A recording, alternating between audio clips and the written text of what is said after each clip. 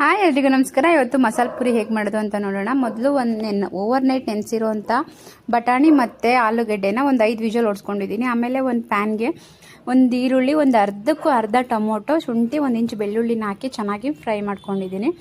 ಆಮೇಲೆ ಕೊತ್ತಂಬರಿ ಮತ್ತು ಪುದೀನ ಸ್ವಲ್ಪ ಜಾಸ್ತಿನೇ ಹಾಕೊಂಡ್ರೆ ಚೆನ್ನಾಗಿರುತ್ತೆ. ಹಾಗೂ ಸ್ವಲ್ಪ ಬೇಯಿಸ್ಕೊಂಡಿದ್ವಲ್ಲ ಆ ಬಟಾಣಿನ ಹಾಕಿ, ಆಮೇಲೆ ನಾವು ಏನು ಬೇಳೆ ಸಾಂಬಾರಿಗೆ ಯೂಸ್ ಮಾಡ್ತೀವಿ ಆ ಪೌಡರ್ನ ಅಂದರೆ ಆ ಖಾರದ ಪುಡಿನ ಹಾಕಿ ಮಿಕ್ಸಿ ಮಾಡ್ಕೊಂಡಿದ್ದೀನಿ.